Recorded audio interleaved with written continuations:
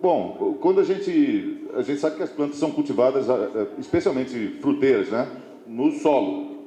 E aí a gente tem um perfil, o que a gente chama de perfil de solo, né, onde a gente vê algumas, vocês podem observar que tem umas camadas horizontais, né, são diferentes, né, entre elas, né, e isso tem uma importância para o desenvolvimento vegetal, conforme essas camadas são formadas, né. Pode passar.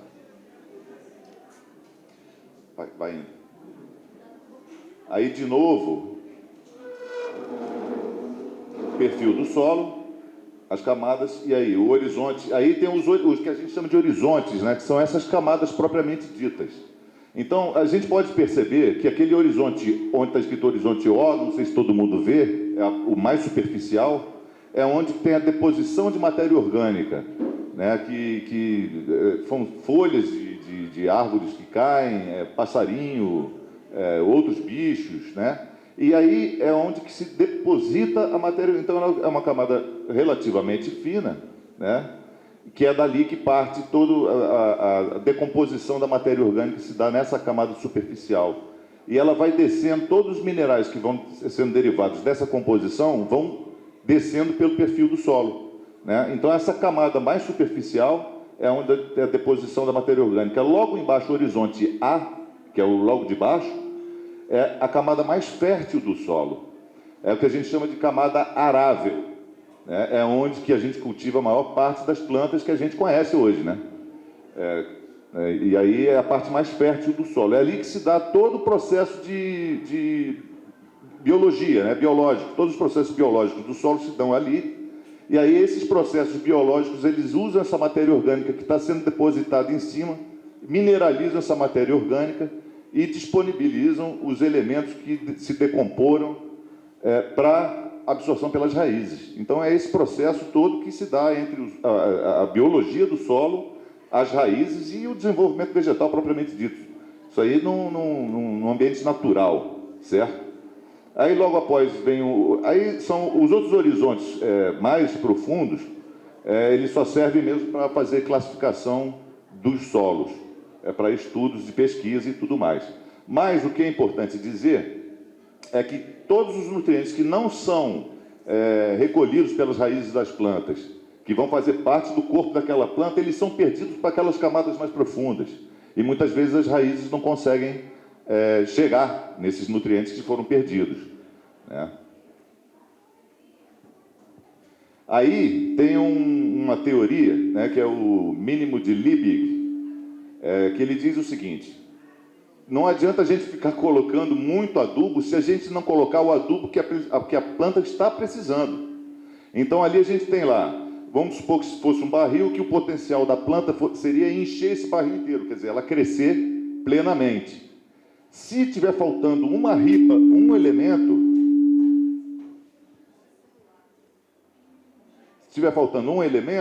esse barril não vai encher nunca. E todos os outros elementos que a gente está colocando estão sendo jogados fora, estão sendo desperdiçados. E aí, bom, temos um problema. A planta não vai crescer, a gente está gastando dinheiro com aquilo que a planta não está precisando, que o que ela precisa, por exemplo, ali tem lá manganês, fósforo, potássio, cobre, água, luz, cálcio, boro, nitrogênio, zinco, magnésio, CO2, pH. Então, quer dizer, se algum desses fatores estiver limitando o desenvolvimento da planta, é claro que ela não vai crescer, não vai se desenvolver na sua plenitude, né, em todo o seu potencial. Então, lá, o crescimento de um organismo, seja ele qual for, é limitado pelo elemento essencial que está presente na concentração inferior ao requerido por esse próprio organismo. Então, é bastante lógico, né, esse papo que a gente teve aqui. Bom, pode passar, Flávio, por favor. Isso aí é o que a maioria de vocês aqui em Teresópolis conhece. Essa paisagem é comum para a gente, né? A gente vê aí, por exemplo, que as plantas estão crescendo saudáveis. Então, quer dizer, qual é a finalidade? Além de vocês ganharem dinheiro, é da gente poder comer, porque se vocês não plantarem, ninguém come. Então, ali a gente tem lá, né, trigo, batata, café, milho, feijão, alface, agrião, sei lá, tudo, mas vem tudo do solo, né? Então, essa preocupação com aquela camada mais fértil do solo é que deve ser a nossa principal preocupação. Se a gente cuida bem dessa primeira camada, dessa camada arável, a planta vai se desenvolver bem. Aí é um retrato da fertilidade dos solos brasileiros. A gente pode ver, né, que tirando algumas pequenas manchas, né, de fertilidade alta, essas mais roxas, né, a média alta poucos os lugares também, média, alguma coisa, ali no centro, né, baixa e muito baixa é o que mais a gente vê aí. Então, as fertilidades naturais dos solos brasileiros é baixa ou muito baixa. Então, a gente precisa, de alguma forma, né, promover o incremento dessa fertilidade. Aí tem várias formas, adubos químicos, orgânicos, vai depender de cada caso. Então, isso aí é um retrato atual assim, dos solos brasileiros, da fertilidade. Bom, fertilizantes, né? É um decreto de 82. Tem uma definição legal para isso, né? São substâncias minerais ou orgânicas, naturais ou sintéticas, fornecedoras de um ou mais nutrientes para as plantas. Então, ele pode ser um adubo sintético, pode ser um adubo orgânico, um adubo natural. A adubação viva, né, que a gente faz, às vezes, que a gente chama de adubação verde, que a gente planta uma planta para depois incorporar ela no solo, para ela virar, se decompor e liberar os nutrientes para as plantas de interesse econômico, né? Tem como função repor ao solo os elementos retirados em cada colheita. Então, toda vez que a gente faz a colheita de alguma coisa do solo, a gente tira junto com aquela planta a água que ela absorveu e nutrientes. Falar nisso, planta, ela só come quando bebe. Então, os nutrientes, para serem absorvidos pelas plantas, tem que ter água no ambiente do solo, né? Então, ela faz as duas coisas ao mesmo tempo. Então, cada vez que a gente colhe, a gente tira junto com a planta a água e os nutrientes que ela absorveu. E, então, na safra seguinte, a gente tem que repor aquilo que foi retirado, né? Sua participação é fundamental para o aumento do rendimento físico da agricultura. Quer dizer, a gente está falando de peso mesmo, de volume. Ou isso sua produtividade. A produtividade do solo depende desse manejo que a gente faz, daquela camada arável que a gente viu lá atrás. Quando não é feito direito, é mais ou menos isso que acontece, está vendo? São manchas de solo perdido. Especialmente aqui em Teresópolis, onde o relevo é bastante acidentado, essa primeira camada do solo ela é a mais vulnerável, ela é mais suscetível de ser perdida. Quando chove muito, a gente usou mal, preparou mal o solo na época errada, não fez o trabalho direito. Quando vem a chuva, leva tudo embora. E aí, a gente vê aquelas manchas, como esse quadradinho aqui debaixo da direita. Alguns lugares têm produção, outros lugares não têm. Ou seja, está perdendo terra, está perdendo área de plantio. E aí, quando a gente começa a perceber isso, a gente começa a não ter mais rendimento, né? Quando isso acontece, bom, essa terra ela sempre ela não some, ela não desaparece, ela vai parar em algum lugar mais baixo, né? Porque a água vai levar, vai fazer erosão e esse solo vai parar numa parte mais baixa do terreno. Normalmente, cursos d'água. Normalmente. E assim, se vocês lembrarem, aquela primeira camada do solo que está sendo perdida pelo mau uso é a camada mais fértil, é onde estão os nutrientes. Quando isso vai parar dentro de um curso d'água,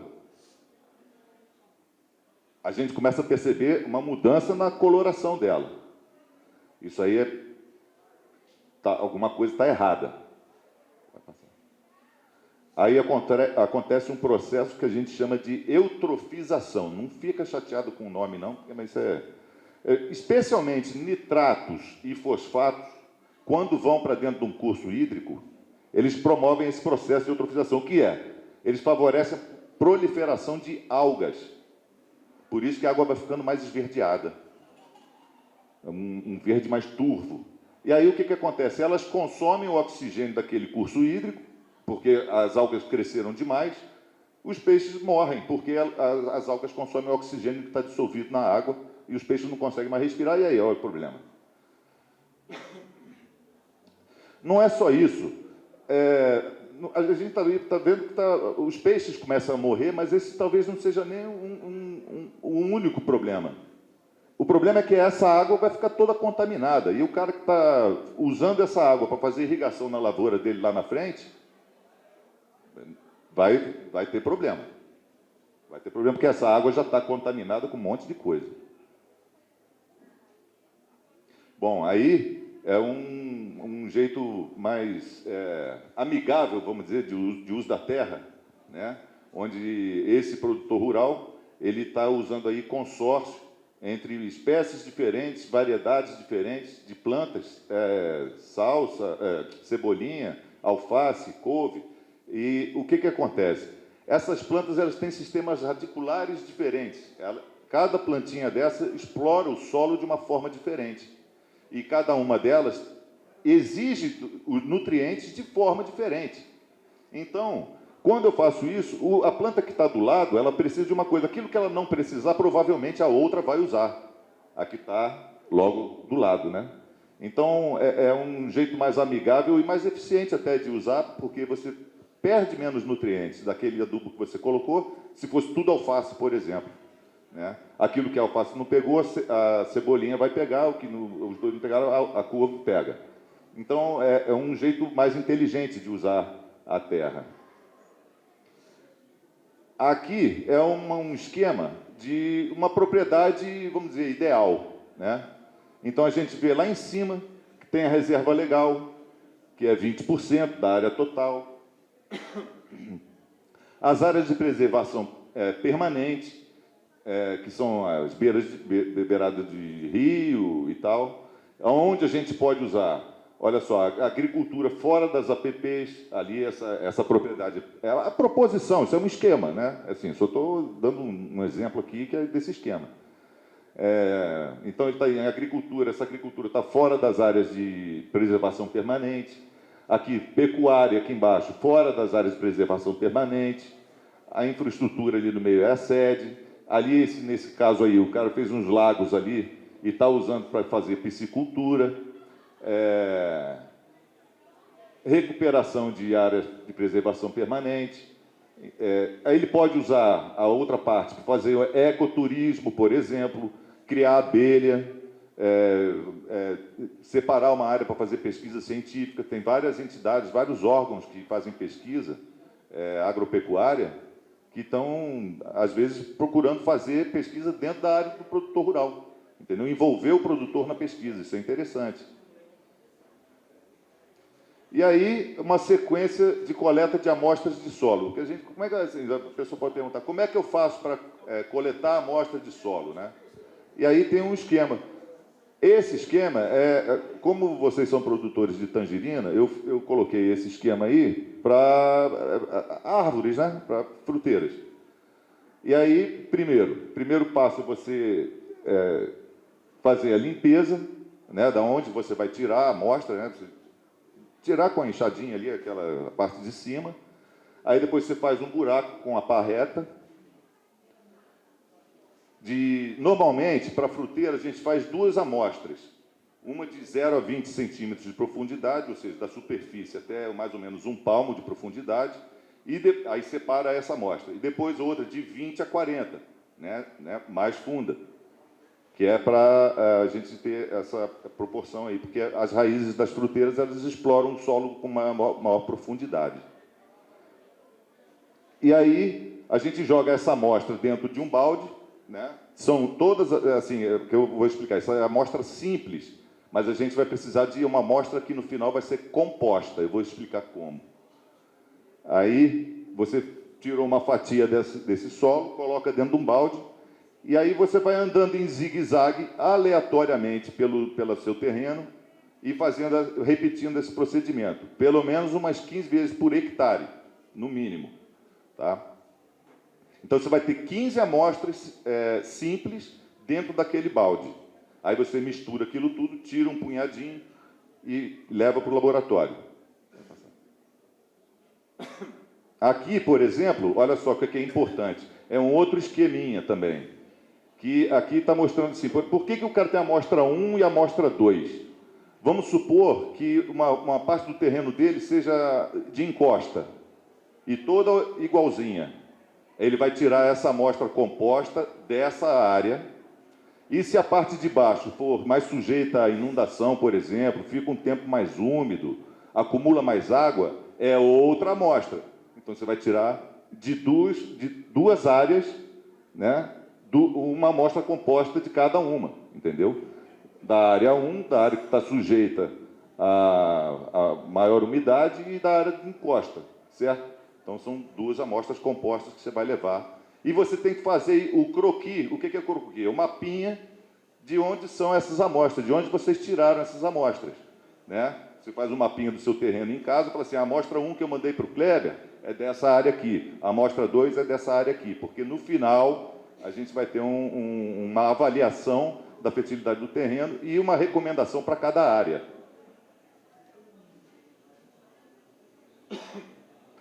O importante, quando faz, para fruteiras especialmente, é a gente tirar a amostra desse terço mais externo do que a gente chama de área de projeção da copa. A área de projeção da copa é como se fosse a sombra dela ao meio-dia, né? Então, é a área da onde tem a sombra dela ao meio-dia. Pegar no terço mais externo dessa área, que é onde estão as raízes que são absorventes. E é aí que a gente vai fazer a adubação. Não adianta você jogar adubo no colo da planta, lá no pé dela. Tem que botar nessa área mais externa, nesse terço mais externo da área da projeção da copa. Tá certo? E aí sim, ali tem um balde que ele já fez isso, repetiu aquele processo de tirar amostras simples, jogou dentro do balde, fez uma amostra composta e está tirando um punhadinho para mandar para o laboratório. Quanto a esse punhadinho? É um punhadinho mesmo. Duas mãos assim, você pega e identifica.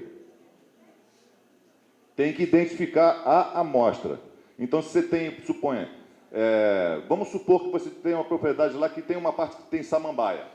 O resto não tem. Aí você já está vendo que é uma área diferente da outra. Tem que tirar uma amostra da samambaia, da área que tem samambaia, a outra da encosta e a outra da baixada. Então, são 3 amostras compostas que você vai fazer e levar 3 amostras. E tem que identificar dentro do saquinho a amostra referente a que parte do teu terreno ela é, né, de onde ela vem.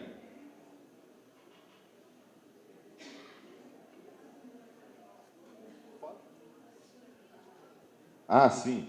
E, claro, é a cultura que você está pretendendo implantar nessa área, né?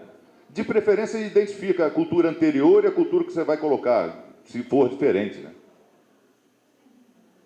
Aí, beleza. Aí a amostra chega no laboratório, certo? Aqui é importante eu dizer o seguinte. A gente usa lá, aqui no laboratório de Teresópolis, o procedimento, o protocolo Embrapa de análise de solo. Esse protocolo, ele prevê que essa amostra, depois de seca e peneirada, ela tem que ficar reagindo com o agente que vai extrair o elemento que a gente quer analisar da noite para o dia. Então, é serviço público, né, gente? Então, os feriados atrapalham bastante. Se eu tenho um feriado no meio da semana, então, na véspera do feriado eu não coloco a amostra para reagir. No feriado também não, só vou colocar depois do feriado. Então, às vezes isso atrasa um pouco, aí às vezes o pessoal fica meio nervoso quando atrasa lá o resultado da análise, mas se o mês tiver muito feriado, a gente trabalha pouco. Não tem como. Porque eu tenho que colocar ela para reagir de tarde, para analisar no dia seguinte de manhã. Bom, a gente aqui em Teresópolis não faz a análise completa, mas a análise que a gente faz é aceita pelo Banco do Brasil para fins de financiamento, tá? É interessante aqui eu falar o seguinte, a gente faz ali, em Teresópolis, no nosso laboratório, cálcio, magnésio, pH, alumínio e hidrogênio, fósforo e potássio. Olha só que coisa interessante. Quando a gente faz análise de cálcio, magnésio, pH, alumínio e hidrogênio, das 6 análises que a gente faz, 4 são para orientar os técnicos à recomendação de calagem, que é adicionar calcário ao solo. Pode parecer bobagem, mas não é. É uma das práticas mais baratas e as que mais trazem resultado para o desenvolvimento das plantas. Por quê? O cálcio, quando a gente fala de alumínio e hidrogênio, aquilo a gente chama de acidez nociva. Muitas vezes os elementos não estão disponíveis para absorção pelas plantas só por causa do pH ou da presença de alumínio. Alumínio, além disso, é tóxico, então ele não deixa o crescimento das raízes se desenvolver. Então, quanto menos raiz, menos ela absorve, menos ela se nutre. Ela vai sofrer mais com seca e não vai se desenvolver direito. Então, magnésio é um elemento nutriente. Se estiver faltando, a gente tem que recomendar calcário, que a gente chama de dolomítico. E cálcio, ele além de neutralizar o alumínio e melhorar o pH, ele também é um nutriente que falta para as plantas. Então, das 6 análises que a gente faz, 4 são para orientar a gente para fazer a calagem, que é, volto a dizer, uma das tarefas mais baratas e a que mais traz resultado na agricultura. Gente, se vocês quiserem interromper, fazer pergunta, comentário, você fica à vontade, tá? Isso aqui é um bate-papo. Bom, as orientações para adubação e calagem só podem ser feitas por engenheiro agrônomo ou engenheiro florestal. Tá? Eu tenho colegas agrônomos aqui também, se quiserem fazer uma parte, melhorar aí se eu esqueci alguma coisa, me complementa. Bom, isso aí é um resultado. Ele sai assim mesmo lá do laboratório. Então, aqui é do Sérgio Matos, a amostra é do terreno do Sérgio Matos, ele tem um sítio em Albuquerque. Isso foi em 3 de abril de 2023, desse ano, e ali tem um resultado: pH, potássio, fósforo, cálcio, magnésio, alumínio, mas hidrogênio e alumínio. Entendeu? É assim. E se vocês não tiverem o técnico de vocês, a gente faz a recomendação de adubação e calagem para aqueles que quiserem. É isso. Fala. Pergunta para o nosso engenheiro aí. Tem cobrança da análise de solo na Secretaria de Agricultura? Não, o serviço é gratuito para os produtores rurais de Teresópolis. É gratuito.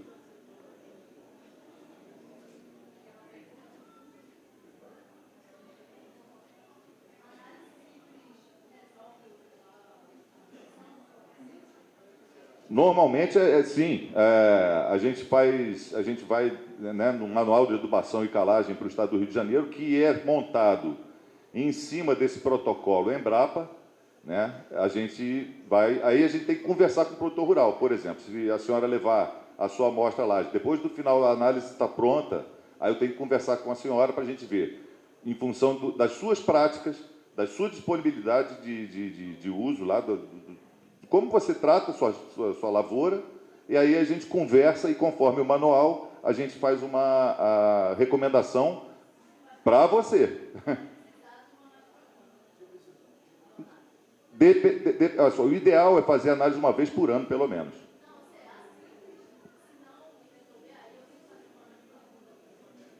Ah, sim, se não resolver, aí vai ter que procurar outros elementos, é verdade. Tem laboratórios que fazem análises mais completas.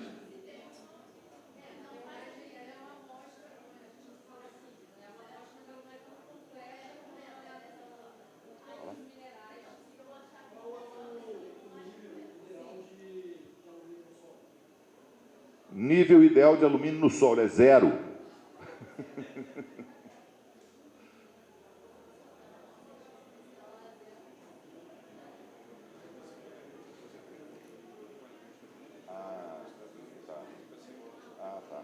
Tá bom.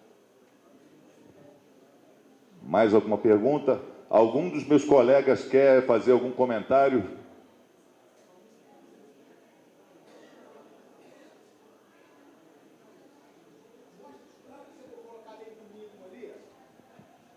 Oi. Bota a lei do mínimo ali. Tá.